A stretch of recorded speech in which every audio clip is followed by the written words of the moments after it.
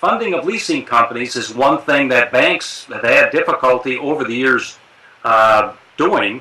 And in fact, Wells Fargo, now the chief lending officer, Mike Laughlin, I talked to Mike a few years ago before I retired, and I said, Mike, why don't you like leasing companies? I mean, we could do business with them, and we would do some discounting and things, but why doesn't the bank just do lines of credit to the leasing companies? And he said, well, we don't understand them. We don't understand how they make money. We don't understand the residuals. We don't understand how the tax benefits come through. And so then it comes down to credit risk, but we don't know how they make money. And they were burned several times with leasing companies going bankrupt. And so that's one of the big banks, and that's how they look at it. So and that's been a history, I think, of a lot of banks. And then the other side was back in the early 2000s, when securitization became available for so many, they ran away from their bank, so they left their relationship to go to securitizations. Well, when that dried up, where do you go back to? And that's, you go back to a bank, and it's also from a tougher time from a economic standpoint to get a loan.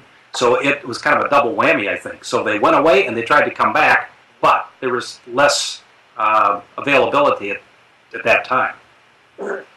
Right. So, maybe we just don't know how good we got it. Maybe I should say, I don't know. I think if people, the biggest thing, in my estimation, when they go to their lenders, the biggest thing they have to stress is a conservative credit philosophy. If they can prove that, they will get their funding. If they can't, it's going to be much more difficult. And the same thing, have the residuals, proving up your residuals. Because the bank's comment, gee, we don't know these residuals and what is the value.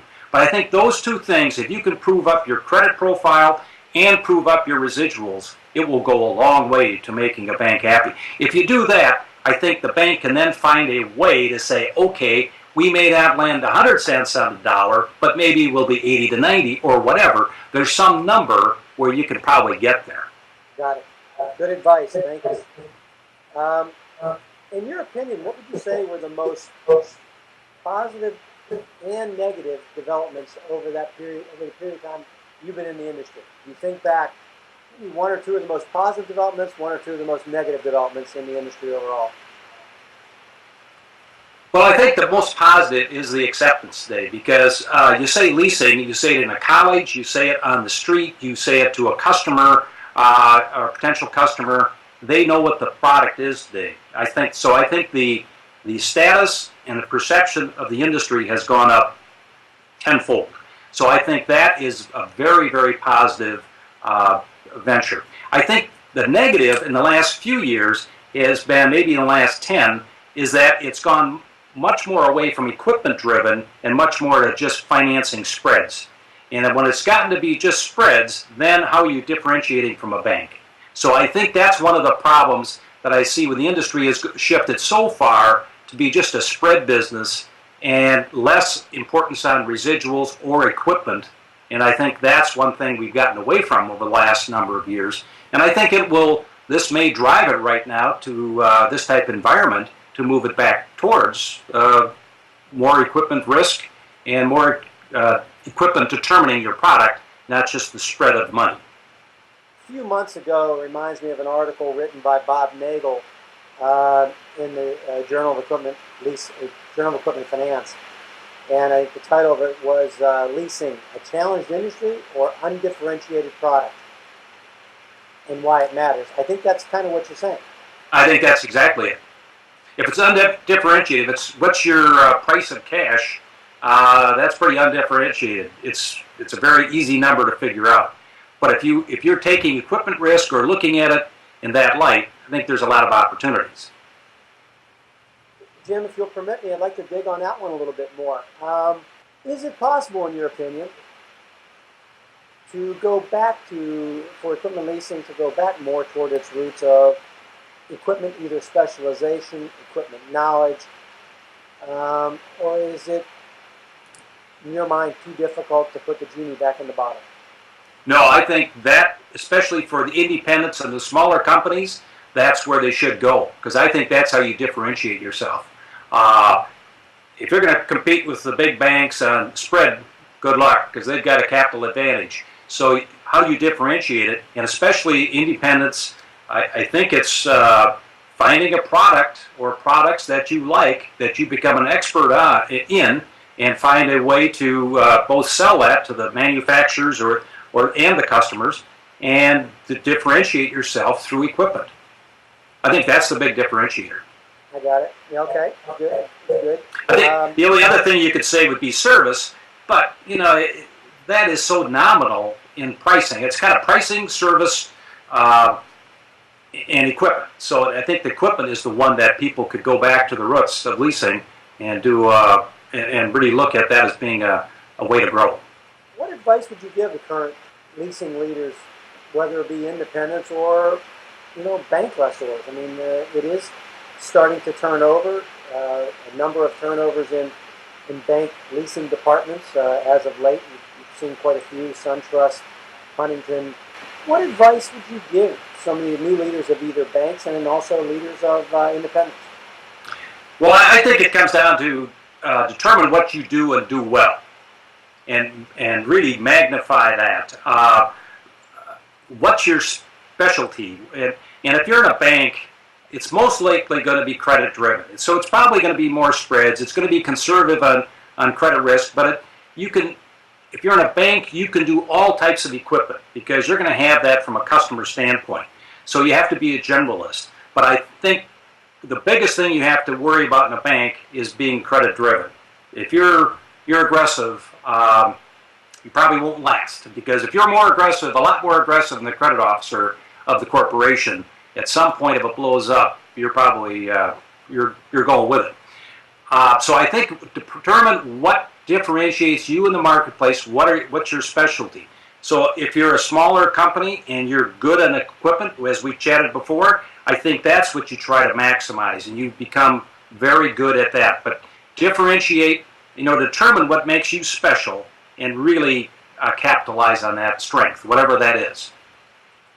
Fair enough. Can you name a couple of people in the past, leaders in our industry, CEOs, executives, entrepreneurs of our industry, that you admired most and made the biggest impact upon you?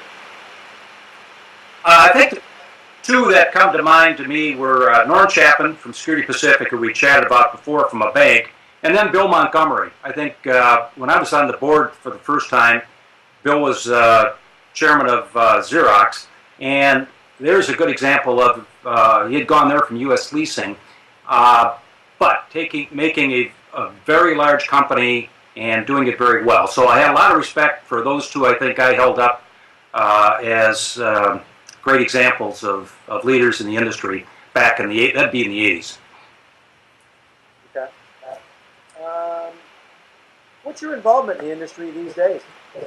Well, I do a little consulting. I might do a little more. I was invited this year to come down to the convention, and I really enjoyed it. I hooked up with a lot of people, and it's one thing when you retire, you think you're not going to do anything, but that gets boring too. So, my life had been in the leasing business, and I know a lot of people, and I enjoy it.